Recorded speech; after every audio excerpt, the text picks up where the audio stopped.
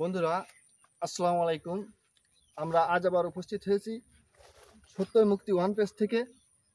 আজ আমরা আলোচনা করব ঐতিহাসিক কাদিরে খুম মৌলা আলী সম্পর্কে। আজ এ সম্পর্কে জানাচ্ছে সজীব। সজীব, তুমি আজ এ সম্পর্কে আমাদেরকে কিছু জানাও। বিসমিল্লাহির রহমানির রহিম। গাদিরে খুম অর্থাৎ জলাবদ্ধ স্থান। গাদিরে শব্দের অর্থ জলাবদ্ধ, খুম একটা স্থান। এটি অবস্থিত মক্কা ও মদিনার মধ্যবর্তী একটা স্থানে। এটাই মহানবী সাল্লাল্লাহু আলাইহি সাল্লামের শেষ ভাষণ। তিনি এরপরে কোনো ভাষণ দেননি। সময় 10ম হিজরি, 18ই জিলহজ, হজ শেষে ফেরার পথে। এখানে মাওলায়াতের ডিক্লেয়ার হয়, এখানে বেলায়েতের ডিক্লেয়ার হয়। মহানবী সাল্লাল্লাহু আলাইহি সাল্লামের নির্দেশে সকল সাহাবীদেরকে থামতে বলা হয়, অপেক্ষা করতে বলা হয়। মহানবী সাল্লাল্লাহু আলাইহি সাল্লাম উঁচু একটি ঢিবির উপর স্থানে দাঁড়িয়ে বললেন, হে লোক সকল, আমার মৃত্যুর সময় ঘনিয়ে এসেছে। আমি তোমাদের মাঝে দুটি জিনিস রেখে যাচ্ছি। একটা হচ্ছে আল্লাহর নাজিলকৃত পবিত্র মহা আল কুরআন, আর একটি হচ্ছে আমার আহলে বায়াত। কিতাব থেকে কখনো নবীর বংশ আলাদা নয়, নবীর বংশ থেকে কিতাব কখনো আলাদা নয়। মহানবী সাল্লাল্লাহু আলাইহি সাল্লাম বললেন যে এই দুটো জিনিস যদি কেউ আঁকড়ে ধরে তাহলে সে কখনোই পথভ্রষ্ট হবে না। মহানবী সাল্লাল্লাহু আলাইহি সাল্লাম উল্লেখ করলেন, আমি কি তোমাদের উপর তোমাদের নিজেদের থেকে বেশি অধিকারী নয়? তখন সাহাবীরা বলল, হে আল্লাহর রসূল, বেশি অধিকারী বলতে? তখন রহমতুল্লিল আলামিন হযরত মুহাম্মদ মুস্তাফা সাল্লাল্লাহু আলাইহি ওয়াসাল্লাম বললেন, আমি যার মাওলা, আলী তার মাওলা। হে আল্লাহ, তুমি তাকে বন্ধু বানাও যে আলীর বন্ধু হয়, তুমি তাকে শত্রু বানাও যে আলীর শত্রু হয়, তুমি তাকে সাহায্য করো যে আলীকে সাহায্য করে, তুমি তাকে ধ্বংস করো যে আলীকে পরিত্যাগ করে।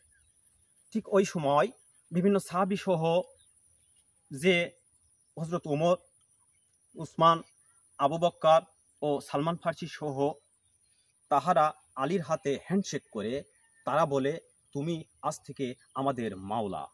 মহানবী সাল্লাল্লাহু আলাইহি সাল্লামের একমাত্র নিযুক্ত ইমাম হচ্ছে মাওলা আলী আলাইহিস সালাতু ওয়াস সালাম। মাওলা আলী পরিচয় দিতে গিয়ে আমি বেশ কয়েকটি হাদিস আপনাদের সামনে তুলে ধরব। আলী আমার অংশ আর আমি আলীর অংশ। মহানবী সাল্লাল্লাহু আলাইহি সাল্লাম আবার বললেন, হে আল্লাহ, তুমি সত্যকে ঘুরাও আলীর সঙ্গে যেখানে সে ঘরে। একমাত্র মুমিন আলীকে ভালোবাসবে আর মুনাফেক ঘৃণা করবে। বিখ্যাত একটা হাদিস আমি আপনাদের সামনে তুলে ধরছি। সেটা হচ্ছে মহানবী সাল্লাল্লাহু আলাইহি ওয়াসাল্লাম বলেছেন, আমি আলীকে রেখেছি সেই মর্যাদায় মুসা আলাইহিস সালামের কাছে হারুন যেই মর্যাদায়। একটু চিন্তা করুন যে মহানবী সাল্লাল্লাহু আলাইহি ওয়াসাল্লাম যে রহমাতুল্লিল আলামিন, তিনি বলছেন যে আমি আলীকে রেখেছি সেই মর্যাদায় যে মুসার ভাই হারুন যেই মর্যাদায়। ভেবেছেন আলীকে? মহানবী সাল্লাল্লাহু আলাইহি ওয়াসাল্লাম বলেছেন যে আলীকে গালি দেয় সে যেন আমাকে গালি দেয়। আর এই আলীকে যদি আপনারা সাহাবী বানাই রাখেন এবং তাও সেটা 4 নম্বর সাহাবী, তাহলে কিভাবে আপনি মূল ইসলাম পাবেন? তাই মূল ইসলাম পেতে হলে তো আপনার আলীর দরজায় আসা লাগবে। মহানবী সাল্লাল্লাহু আলাইহি সাল্লাম এই কথাটাই তিনি বলেছেন। এটা আমার কথা নয়। সকল দরজা বন্ধ করে দাও একমাত্র আলীর দরজা ব্যতীত।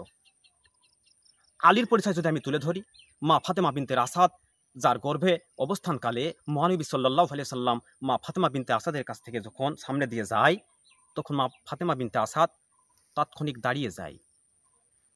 মহানবী সাল্লাল্লাহু আলাইহি ওয়াসাল্লাম তাহাকে বলে, মা আপনি কেন দাঁড়িয়ে যান? মা ফাতেমা বিনতে আসাদ তখন বলে, বাবা আমি তো দাঁড়াইনি, আমার পেটের ভিতরে যে আছে সে দাঁড়িয়ে যায়, আমি কিভাবে বসে থাকব? চিন্তা করেছেন? একমাত্র আলী কাবার ভিতরে জন্মগ্রহণ করেছে সারা পৃথিবীর বুকে, আর কেউ জন্মগ্রহণ করেনি। যে আলী জন্মগ্রহণের সময় মা ফাতেমা বিনতে আসাদের নেফাসের রক্ত বের হয়নি। ভেবেছেন? কাবা পবিত্র, আলী পবিত্র, মা ফাতেমা বিনতে আসাদ পবিত্র। আর এই আলী হচ্ছে বেলায়েতের সম্রাট, মারফতের সেরাক, শরিয়াতের বাগ। তাই আলী ব্যতীত আপনি কিভাবে সঠিক ইসলাম পাবেন? আলীকে একটু ভালোভাবে তার পরিচয় আপনারা জানতে থাকুন, বুঝতে থাকুন। ধন্যবাদ সবাইকে।